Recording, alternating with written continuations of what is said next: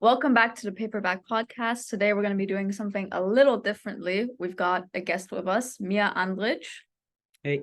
So today we're not going to be talking just about a certain book or a certain topic. We're going to be talking about books in general, and we're going to be talking about why you should read. So first of all, since you're the first guest on this podcast, tell us about yourself. Firstly, thank you for inviting me and congratulations for doing this project. This seems like a great initiative. My name is Miha. In Turkey, I ask everybody to call me Mike. Don't know why, but this is just what happened in the morning today. So I'm Mike while I'm in Turkey. Otherwise, I started as a debate coach. I was traveling around the world, coaching different teams in argumentation, debating, and so on. Mostly US, a bit of Asia, Middle East, and then Europe, of course, where I'm also based in Slovenia. That's my home country. But then in the last 10 years, I shifted a bit. So I'm not doing just debate anymore. I'm doing a lot of persuasion trainings in negotiations, communicative strategies, public speaking, and creative, critical, and strategical thinking, right? So I focus a lot on this thinking part. I'm doing that for universities, middle schools, primary schools. I do a lot of teachers training. So I'm really focused and invested in discussing with teachers or training teachers to come up with, innovative strategies to engage students in the work, to motivate them. And I'm also doing that in private business world. So for companies and so on. Otherwise, I'm philosopher and sociologist. So this was my first background. But I was never like doing only that, right? I immediately after I stopped attending university and all this, I started coaching and working in debate, and then now to this thinking, speaking, communication strategies. So that's my background, I'd say. And of course, since you've mentioned that's a podcast on books and on reading, I like to read. B, I do think that on my career path, reading helped me a lot to be able, to come up with ideas for coaching, to be able to adapt to different cultures in which I'm coaching, and also to be able to be in touch with contemporary trends and so on. Reading helped me a lot, and I also do enjoy reading. So maybe this also has a background for me, since it's a reading and books podcast. Yeah. So since we're talking about that, what would you say are some of your favorite books? Oh, that's a hard one. I would say it depends on what the categories are. It's different when you think of fiction and non-fiction books, right? And as a philosopher, I'm mostly reading non-fiction, philosophical books on communication and so on. However, I feel a bit lazy. I think I should read more fiction. I love fiction. I think fiction is really, really important. Maybe I promise I will give you my favorite books in each category. But before that, maybe I want to let you know, like, what are the criterions over which I want to evaluate what my favorite book is. And I would say I have two.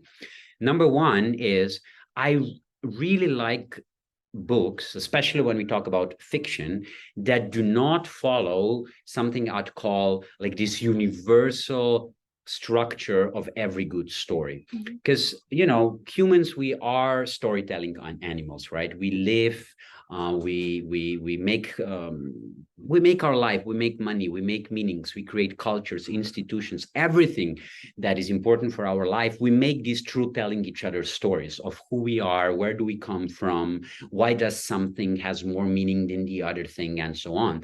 And people who are writing stories, right, not just for books, but also for movies and so on, they figured out that there is a universal structure that a good, engaging story for a storytelling animal has. And usually this would have like three main parts.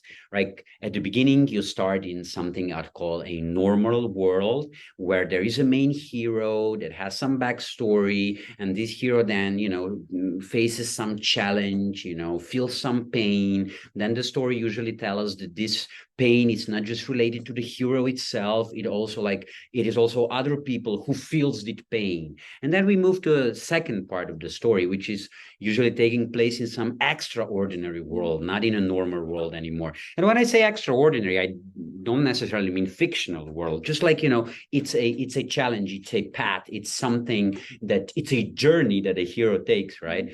So that second part would be a challenge, right? And in this challenge, the hero usually meets friends, enemies.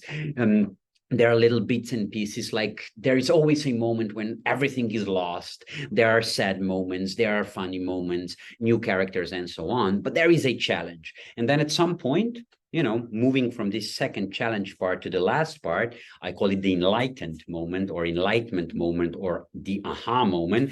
This hero usually figures out, the solution, right? We know how we're going to deal with that. We know how we're going to overcome the obstacle.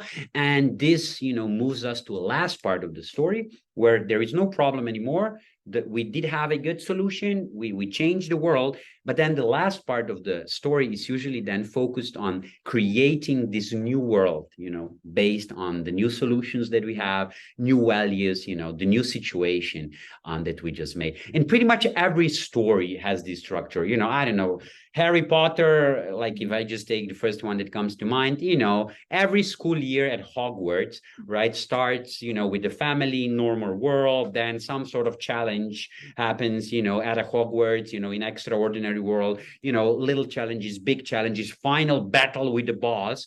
Thank God that in the Harry Potter story, Voldemort always waits till the end of the school year to attack so that we can have the whole movie and the whole book, right?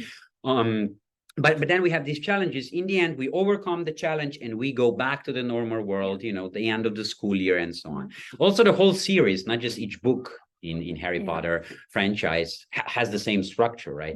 So this is something I would call universal story, good for storytelling. I would also use this structure when I teach persuasive speaking and storytelling. However, when I read books, I really, really like books that do not necessarily follow this structure, this universal idea, but still, makes me engaged. So that's the first criterion I like. And the second criterion I like is that there's a story in a book that does not follow some obvious, culturally determined way of understanding what a character should be. Like, to give an example, I don't know, in let's say in ancient Greek times, right, where you had Homer, right, writing the Odysseus and the Iliad, right? The idea of a main character was, this is the so-called epic literature. The idea of these two epical works of literature was that the character always stays the same. The character doesn't change, right? You have Achilles as a big hero. He starts as a hero, dies as a hero, nothing changes. So the history changes around him, but he stays the same. The same with Odysseus, right? He's traveling home, but he's always, he's smart. He is able, to trick others. He's able to deal with the traps that he is faced with, but he doesn't change. So that's like with the old times.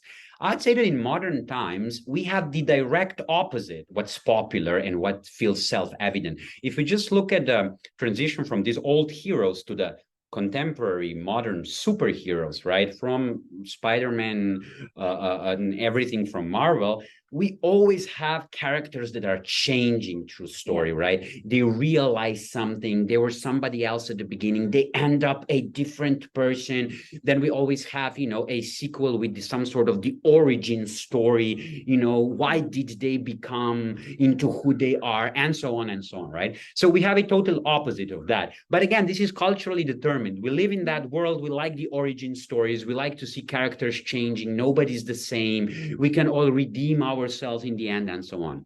So I like books, or I get engaged into books that offer something different, something that is not present in the culture, by the sheer popularity or something like that. So if I now bought myself some time to come up with my favorite book, I would say one of them. Oh, one more disclaimer, to be honest. Last one, I promise. Sorry, I'm a philosopher. We like to speak a lot. One last disclaimer. I would say that you can never have a favorite book that is always the same. Yeah, I'd say definitely. it depends on the context, the way you feel, the way you woke up that morning, the way, you know, the things that you're engaged at in the moment and so on. So at the moment, I'd say my favorite book is a book by a German author, Bernhard Schlink. It's called The Reader. I like it. It's a very short novel. And I like it because I think that avoiding this universal storytelling structure and avoiding having one hero that is not changed like in ancient times, or avoiding, you know, explaining the origin story for every little mistake a hero in a book does, avoiding these two things, the book is able to open for me one of the most eternal questions in the world. And that's the question: what's the right choice between being moral and following the ethical idea of what's right and wrong, and being loyal and following your loved one?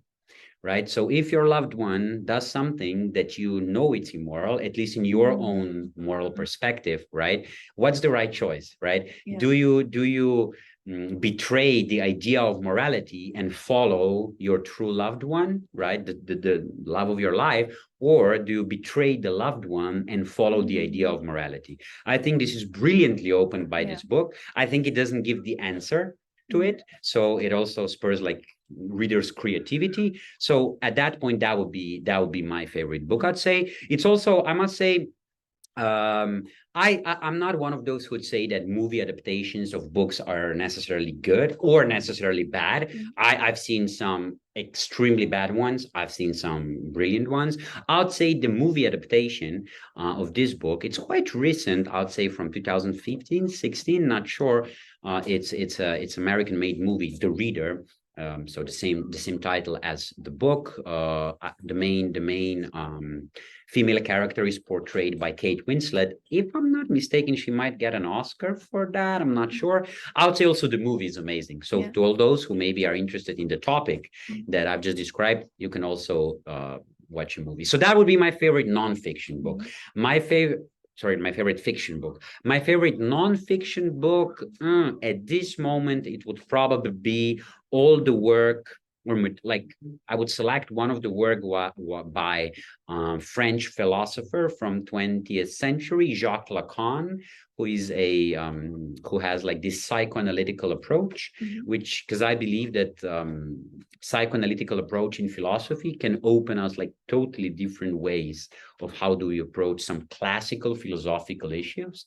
And because the most important thing I cherish and I respect and like in nonfiction books is not the amount of information that you get in a book, but rather the amount of creative ideas and new perspectives that are opened by the book. Because I really cherish that, I would say that these books by Jacques Lacan, this philosopher, to me are really good in terms of exploring new, not new philosophical ideas and concepts, but new perspectives and new takes on some very old philosophical ideas and concepts. Yeah. Well, thank you very much. I think it's, like you mentioned a lot of times, I think it's very important that, and this kind of leads to our next topic, but I think it's very important that you realize how much you learn from books and how many new perspectives and new ideas you get from books. I mean, there's so much to read and there's so many new ideas that you can like pick up from the books. Reading one book can change your entire perspective. Like if you were to read that book that you were just talking about, The Reader, you might gain a whole new perspective on the whole topic. And I think that's the value of reading. And I think that's why it's such a shame that a lot of people don't read nowadays, because they don't realize how much they aren't learning from not reading, you know. So since we're just talking about it, why do you think we should read? Why is reading so important? While you were asking this, you gave me one idea that could be one of the answers to the question why I believe that we should read. And that's the fact that I believe that some of the most complex ideas, not just most complex in terms of, you know, cognitive capabilities that you need to have to understand them, but also in terms of, you know, complexity in a psychological sense, right? Some of the most traumatic ideas or non-comprehensible idea to specific individuals. I believe that one of the best ways to understand them or to feel them or to being able to empathically put yourself in different positions and to understand these different positions is through fiction, right? I believe that sometimes the best way to understand something is not to shot a documentary on it, but to create a fictional story around it. Again, because we humans, we are storytelling animals, right? We need a story to be engaged into it. One of the examples to showcase this point is, it's not a book, but it's a TV show that was broadcasted on Netflix, Chernobyl. I don't know if you watched it. It was very, very popular in Europe and in US. It's I think it was like 6 episodes on one of the biggest nuclear disasters that happened in Soviet Russia. The where the nuclear power plant like exploded. They didn't dealt with it well, and there were a lot of political issues how they were dealing with that. Of course, the Communist Party did not want to admit that they mishandled the issue, so they were covering it. Because they were covering it, this created like a lot of new issues, and this is like a traumatic this is one of the most traumatic moments for the history for the history of this part of Europe, right? From the fact that there were a lot of people that were dead, from the fact that, you know, if there was a nuclear explosion, there are long-term consequences in the area, right? Because of the explosion, from the fact that this was like a bad publicity for the regime and political system itself. So it's like a big thing, traumatic thing. And I believe that for our generation that did not live like through this experience, that did not live it live, right? I think it's much better to be able to understand what happened, to see a fictional story about it, or to read a book about a story, about a relationship, about some personal drama that happened while the explosion was taking place and everything, like, and all the events that follow, right? So I sometimes believe that through fiction, it is much easier to understand some information. So this is one thing why I believe it's important to read, right? Because like just reading like straightforward information, explanation, reasoning, I believe that there are some things that you simply cannot understand if there is not some sort of story around it. So that's the first reason. Then the second reason is I don't believe that the point of reading is, as I already mentioned partially, is to get more information. I mean, because, you know, I can get information on the internet through artificial intelligence, like in encyclopedias and so on. So, you know, we truly live in a world that is filled with information, but I'm not sure that this translates into knowledge and ideas, right? I think we have lots of information, no knowledge, and really not a lot of ideas. So what I think it's important when we're discussing the importance of reading in development of an individual, I'd say it's being able to, you know, hear a new word, being able to see a new style of writing, being able to delve into, you know, different personalities, you know, see things from different perspectives, right? Literally to get more language, more concepts, more ideas, more words to express yourself and to see the situation. Now, why I think this is so very important? This will be now a philosophical thesis, but I don't want to even apologize, right? I'm a philosopher and standing behind it. I think it's a fact that human beings, we think with our words. What does that mean? If I ask you to think about something that you don't have a word for it, can you come up with such thing? You can't. No. You can't. Why? Because you are thinking with your words. So the moment when you are thinking, you are already using your language. You're already using your words. And language and words, this is something that you learn. This is not something that would come from the inner person freely, right? This is something that's related to culture, to the state you live in, to the parents that were teaching you different, you know, thought structures, different word structures, different language, and so on. So we are very, very, very determined by the language we speak, by the style we using communication, by the words we know. If we don't have a concept for something, we cannot even think about it. So why I think that reading is so very important in development of the individual is because it gives us new words, new concepts, new ideas, new perspectives to see the world. And this has the direct impact on our creative and critical thinking because it gives us new words, new concepts to think with. Yeah. So that would be. I think what you mentioned before about not being able to understand the situation without actually like maybe reading a book about it. I think that's very true, especially if you are kind of the person in the story. Like if the writing is like I and my and etc. Like it's not just about characters. You kind of can see yourself, you can kind of put yourself in the story. I think that can really help you understand the weight of a situation. It becomes more personal and you really experience the world through that person's eyes and you manage to feel all their emotions and hear all their thoughts, you know, and yeah, I mean, a lot of research from so-called behavioral therapy will tell you that you will understand something more, you will remember something more, and you will internalize something more if you can put yourself in this position, right? Like a simple, stupid experiment that shows you this is if you just, for example, let's say there is an election day and you want to get people to vote, right? If you just tell them when the elections are going to happen, right? That doesn't usually like serve as a good motivator, right? I mean, usually you have 2 to 3%. This is what research says, 2 to 3% increase of people showing up at the elections. If you really tell them, this is the information, this is why it's important to go, this is where you can go and so on. However, if you do one little change, right? If you tell them, look, now just take 3 seconds and tell me which day you're going to go to vote, where you're going to go to vote, and how you're going to get there. So this is literally a 3-second answer, right? And if people say, okay, I'm voting this Sunday, I'm voting in this and this address, and I'm going to get there by car, on my way back, I'm stopping for a coffee. If you only add this, nothing more, you see 20 to 30% of increase of people who actually went to elections. Why? Because people put themselves into that position, right? As you said, they felt it more empathically and they were A, more motivated, B, if there were some obstacles that they felt before, they were like, yeah, it's 3 easy steps. I'm going there. I'm going on Sunday. I'll just drive there. So it gets easier. So yeah, like being able to like put yourself in the shoes of somebody else, it's really, really important.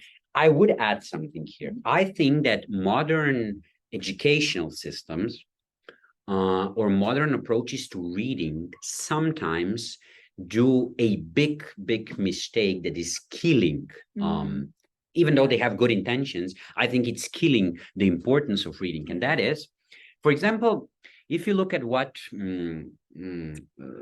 how teachers are teaching students on a certain book. Let's take a nonfiction. Let's take a book on philosophy or sociology or psychology and social sciences. Let's ask ourselves, what do they do at famous universities like Oxford and all this, right? Students get a book. They need to read chapter or whole book, whatever. And what do they do then, right? They are analyzing what's right and what's wrong in the chapter, right? Are there any wrong data? Are there any new data? Is there any logical mistake? Can they refute the argument? Is there, so they ask themselves, if we put this all together, the dominant question that people usually have about nonfiction book when they're teaching the book, right? When they're using it in education, they usually ask one question: what is right and wrong in this book? So I give you a book from Plato, I give you a book from Jacques Lacan, I give you a book on, I don't know, how to communicate persuasively. And if I will, like majority of teachers or teaching approaches will ask you one simple question: now do a good analysis of that book. What's right, what's wrong, what would you add? I think this is really, really problematic because it's egocentric and narcissistic. Because what does that mean? This means that you take your own position, your own knowledge, your own mind maps that exist in your head, you take them as neutral, as perfect, and from this position, then you do the analysis of the work of somebody else. So not just that this is egocentric and narcissistic because it just bluntly assumes that you have the right point already from the beginning, it also masks the way that you are not doing it neutrally. Even if you want to be like as objective as possible, you're always, coming from your own perspective. I can take I don't know, a philosophy book by Plato. I can do an argumentative analysis of Plato's argument. But when I'm doing it, I'm already using my argumentative approach that I'm using right now. So I'm not neutral, right? And you mask the neutrality, right? You pretend that you're doing a neutral, objective analysis of somebody else's work, but you're literally just reinforcing your own position. Mm-hmm. And so I think that this approach is really problematic for these two reasons. Number one, it's egocentric, right? It's narcissistic. And secondly, it pretends it's neutral. It's not. And the only worst thing than not being neutral in critical thinking would be thinking that you are neutral, but not being neutral really, right? So not being aware of this. So instead of asking what's right and wrong in this and this work, I would suggest directly opposite question. So if I have a book by Plato, by one philosopher, I would not ask my student, right, what is right and wrong in Plato's book for us. I would reverse the question. I would say, what would be right and wrong in our world for Plato? So here you see the reverse approach. You're not asking from your own position, what do we think about that book? You switch it. You say, what from the position of Plato, from the position of this perspective, what could we say about our world? Mm-hmm. So we're not preoccupied by things that we already know, and coming from here, we are now going to analyze that book. We're going to do it directly opposite. We're going to try to take this position, the position of a book we are reading, and through these lenses, through these glasses of this new book, we are going to try to analyze our world. And reading 3 different books on the same event, you don't need to point out what's right, what's wrong, what the synthesis is, what are the common parts. Just take a perspective of that book, say something about your world. Take a perspective of a second thinker, give an interpretation of your own world. And this is how you're going to get much more different perspectives, much more creative perspectives, much less confirmation bias, and so on. So yeah, I think that's one of the dominant approaches that exists today in education in terms of reading, and I think we should switch it. Yeah. So I want to add to that. I think in school as well, when you're being told you have to read this, you have to read that, it becomes more of a chore. And as someone who used to hate reading, it was because of that. It was because in school, you were always taught that you have to read, you have to analyze everything in the book, and you're wondering, is this going to be an exam? Am I going to get a question about this? Reading doesn't become something that you want to do, it becomes something that you have to do. And I think that's why a lot of people don't read nowadays. And I think that's something we need to change about our education system as well. Like, I completely agree with you. I think it's just the way we're doing it right now is not right. And it's not helping people want to read and become more open to other ideas and become more empathic. It's making them think, oh, this is something I have to do if I want to get good grades or something like that. I agree with you, but there is a slight disagreement between us, maybe a generational difference. I do agree that, it's obvious. I need to agree with you, right? That it seems that we are killing this desire to read a bit in our educational system. However, I would not disagree with you that this is happening solely or dominantly for the reason that you've mentioned, that is that teachers told us that we need to read, right? I think that the situation here is a bit more complex. Reading, it's hard work, right? It's not easy, right? And the only way for you to be good at reading or to enjoy reading, right? I think this needs to become some sort of a habit. Yeah. Right. And what kind of habit this needs to become? Let's take quite an easy task. Washing your mouth in the morning. Mm-hmm. Right. That's a habit, right? To me, that's quite an annoying habit. Like I'm late. I need to stand there. Like I need to wash my feet. Like it's an annoying habit. However, never ever in the morning, even though it's really annoying habit, I don't like to do it. I never ever question myself whether I am going to do it, right? So I always do it.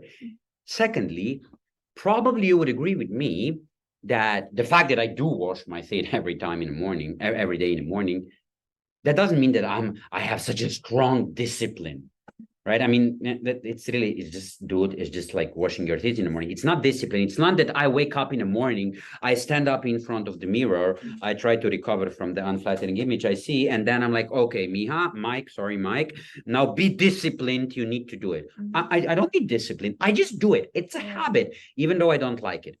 I think if we want to do things that are beneficial, but are also annoying or hard to do at some point, we need to create such habits that our body and minds are so used to it that they forget about all the negative things and only take good things out of it, right? And I see the analogy with reading here, right?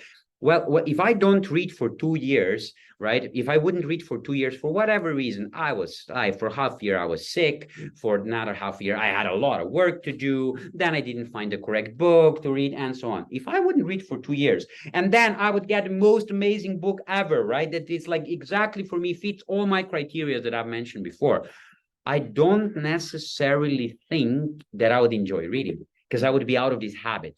So I think that the point that we need to focus on in educational system, in not education, but raising up people or cultivating people's identities, we truly need to make reading into a habit that's not hard. But I believe that, we shouldn't simply go with what you suggested, and your suggestion was some sort of permissive approach, right? We should make people want to read. No, sometimes you create a habit because there is a demand, right? So my mom didn't explain me she was trying to explain me I need to wash my teeth right in the morning, but she didn't like argue with me. She said, in the end, dude, you need to. This is the order and you are going to do it. And this is how I created my habit. It was not explained to me. It was not my decision in the end, right? It was nothing permissive, right? She didn't try to make washing my feet very funky and nice. Yeah, so my mom didn't convince me that that's a good thing. She didn't make me want to wash my teeth, right? She ordered me in a very authoritarian way, nothing permissive here. And now I gain a habit. And now to me, that's not hard anymore. I think at least partially the same approach we should take in education in schools when it comes to reading, right? Because if we just gonna take books that are interesting by definition already now, then we are not going to teach anything new to the kids, right? I mean, if I would just be willing to read the books that I know are going to be interesting, in advance, I'm just going to read about things that I already know, nothing new, nothing hard. So I think that there needs to be a bit of a more authoritarian approach, approach in terms of demanding that we read. So here I disagree with you. I think we should use both. We should firstly show the kids that literature can be interesting, that can change their life. We should give them literature that is interesting to them. We should also show them that literature that they don't find interesting might be very interesting. Yeah. For example, I believe if you read Virgil, Petrarca, and Shakespeare, right? If you read all these three, which for me are the best love poets in the history of humanity, like after reading all three of them and all like mistakes that they did with their loved one, all the nice songs they've written, all the bad songs they've written, after that, I finally know what the good answer is to the question when my girlfriend asked me, why do you love me? I always got it wrong, right? I said, oh my God, you're beautiful. Oh, but what if I'm not beautiful anymore? You won't love me anymore? Oh boy, I love your character. Oh, but what if my character changes over the years? You're just going to leave me. Oh boy, wrong answer, right? So after reading that, now I know what's the answer, right? I'm not sharing it. I'm keeping the trick for myself. However, so we could, as a third point, we could also show kids that like something that maybe it's not interesting at first sight might give them some interesting things later on. So that's what you suggested. However, I also think that we should mix that or complement that with the approach that demands that something just needs to be read. Why? Because this will create a habit of reading, as analogically, I try to explain with a stupid analogy of washing your teeth. However, I do agree with you that the mistakes that teachers do when they are demanding that students read is how do they motivate their demand, right? The motivation behind the demand is, oh, it's going to be in the test. Oh, you're not going to pass the exam. that obviously that's not a good motivation, right? Because then kids are just going to try to pass the exam and find their ways around. So you should demand just for the sake of it. So if I would have students, I would motivate them to read so that they will want to. But secondly, I would just say, you need to read that book. Why? Because I said so. Just go and read it. Like my mom said, you need to wash your teeth. Why? Because I said so. And I'm going to demand this so long that for you, it's going to be another book I need to read. And that it will be easier for you to get through it, and then you can start selecting your own books that you like. Because these demands that try to motivate people by giving the awards or the punishments, this is the most stupidest thing ever. The best example to prove that, and then I'm finishing with my answer, I'm so sorry. I told you, by the way, for everybody listening, I did to publicly announce, I did tell the host of the podcast to interrupt me wherever necessary. So the joke is on you. So yeah, to show you how we are, when we are motivating students to do something with awards and punishments, how that's stupid. The best way to show that for me is the example from Morocco. In one of the local areas, at some point, they had simply too many snakes, cobras, too many snakes. So there were like too many of them, and that was the issue in the area, right? So the local authorities said, okay, let's motivate people to fix that issue, right? Because we can't deal with it alone. Let's motivate people to fix that issue by giving, I don't know, $10 award for every dead snake that you bring to us. What did people do? Kill the snakes. Yeah, but they also start breeding snakes, right? Yeah, why? Because they got some, but that's rational. People were just like, hell yes. They had like snakes farm at home. They were bringing 100 snake every day. They got a lot of money. And this is what you get when you motivate people with awards or punishments.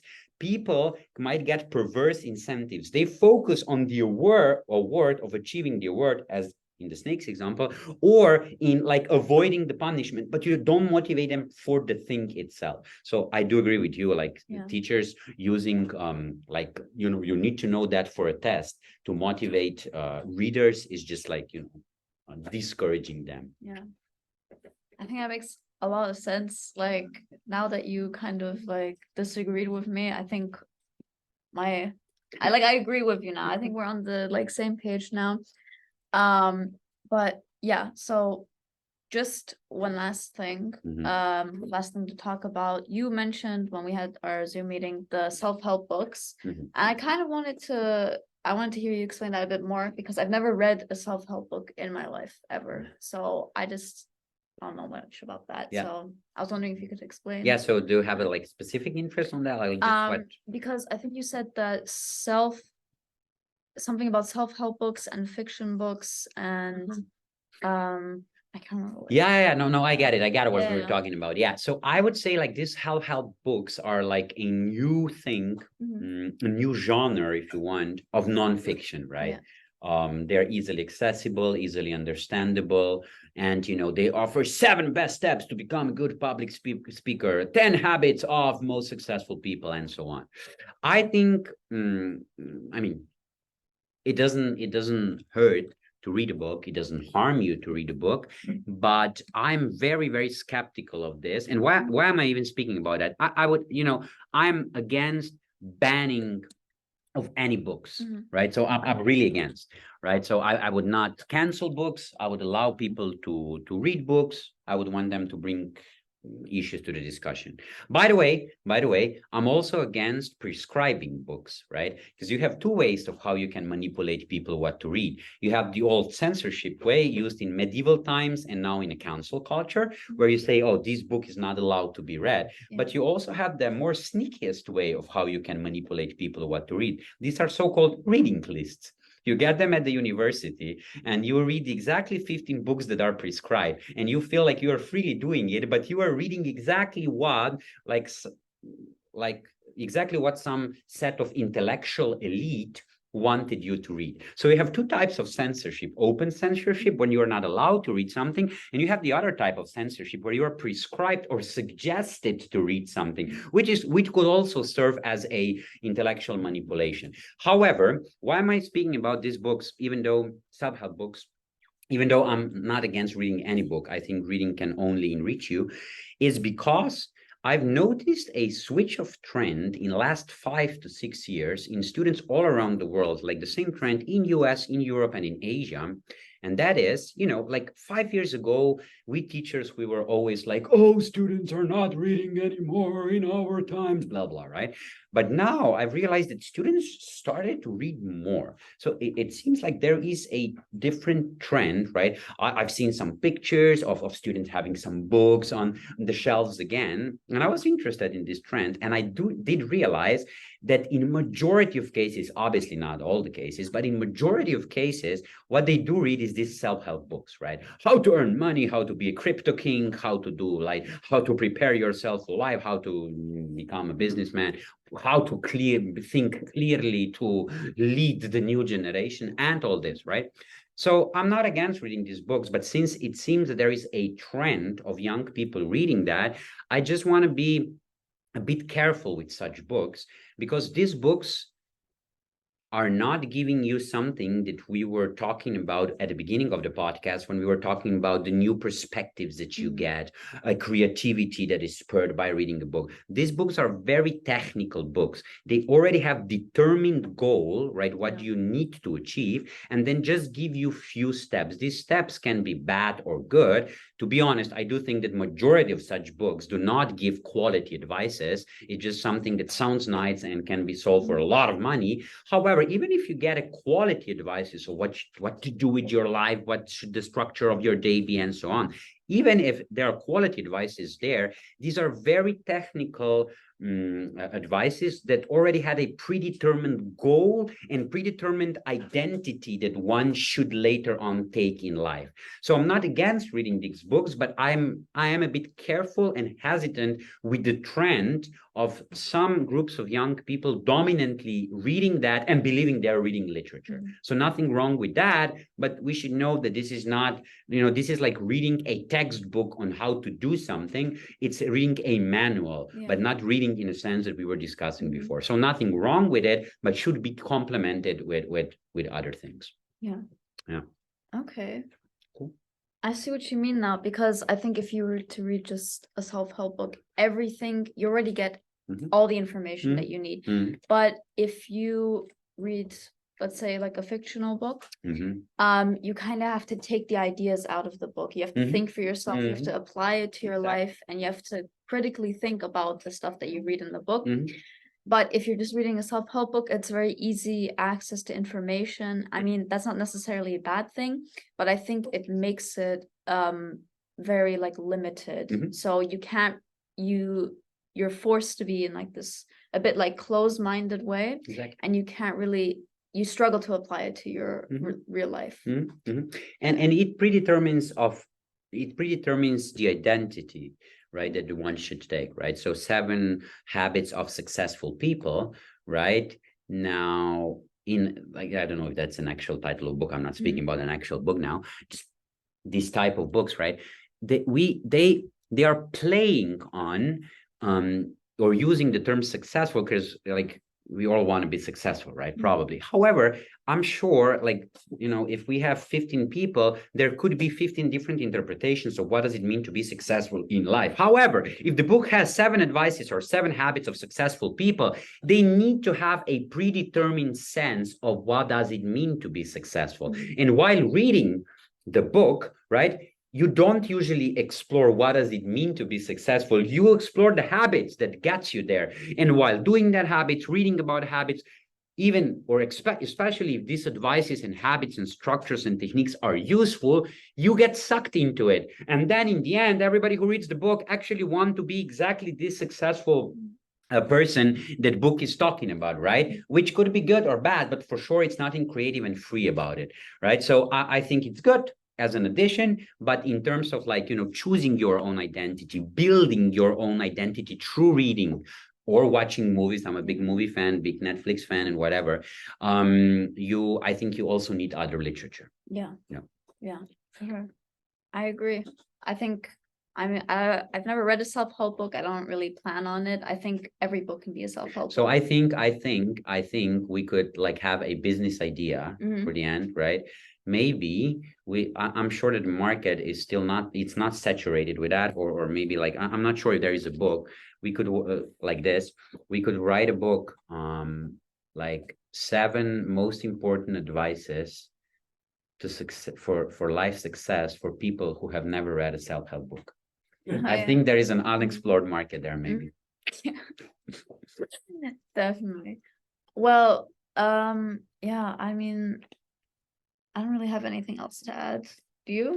You have a lot of notes. You're very Oh prepared. yeah, I You're got questions. So I no, Yeah. I made notes because I got a question. Like the only question I was struggling Mhm. with when you send them in advance was what's my favorite book. Yeah. So I didn't know. So I made notes. So I made I put few titles on, Yeah. and I was thinking, oh, which one should I choose? And then I went with the one that I don't have written here. Yeah. But that doesn't mean that my preparation was useless. That means that exactly by preparing different answers for what my favorite book is, and trying to write explanations for them, through all this, I got an idea about a different book. So yeah, no, I mean, of course, there's a lot of things to say about reading and books.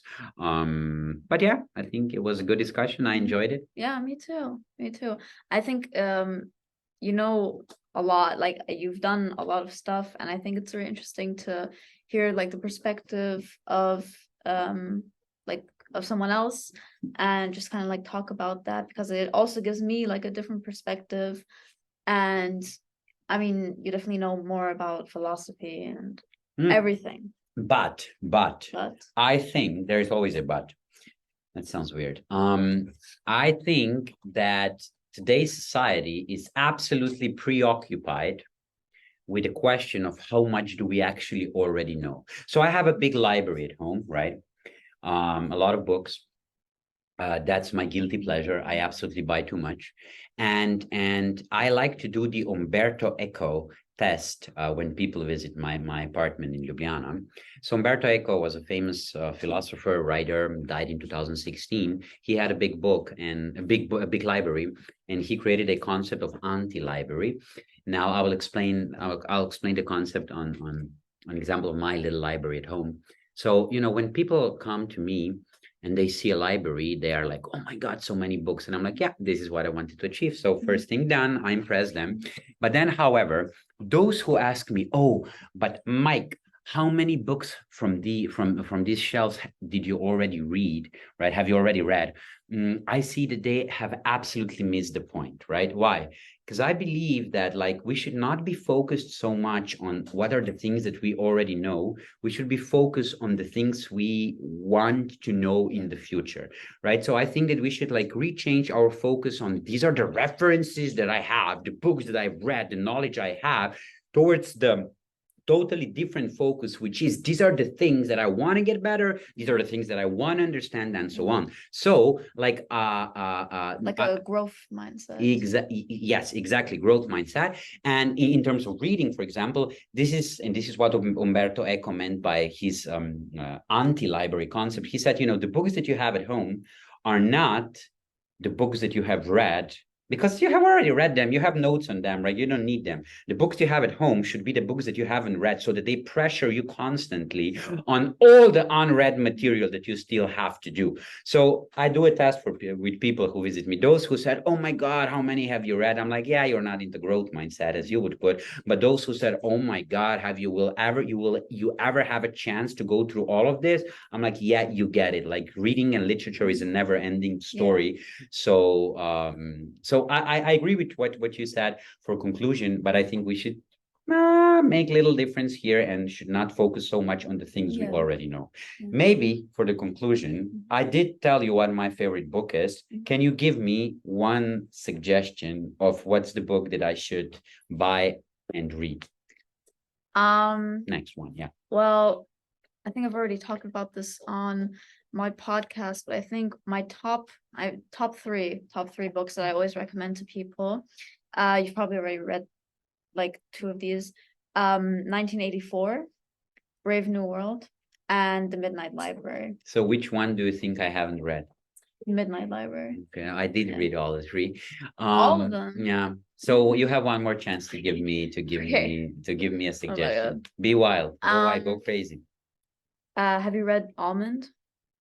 No. Okay, I recommend that one. Almond. Because it's about a kid who doesn't feel emotions, and he meets another kid who feels basically like this, like the message behind the book, like a lot of emotions. So Mhm. how feeling emotions and how being loved, like how that can turn into two completely different You people. will tell me who the author is, and we can do it It's later. like a Who? Asian name. I don't Oh, know. I don't know I'm not either. even- Okay. I promise I'll buy it and I'll let you know what I think Okay. about it. My That's pleasure. great. Well, yeah, I think this is a great podcast. I think it's definitely longer than any podcast I've ever. Again, the joke is on you. I told you to Yeah. stop me. Yeah, but oh, that's what podcast is about. Just talk I agree. a lot. But yeah, I'm really happy to have had you here. I hope you enjoyed it as well. And yeah, so and it's Uh, thank you for having me. I enjoyed it. The Sure. pleasure was all mine. It was a great conversation. Thank you. well, so this was this episode of the Paper Bag Podcast, and I'll see y'all next time.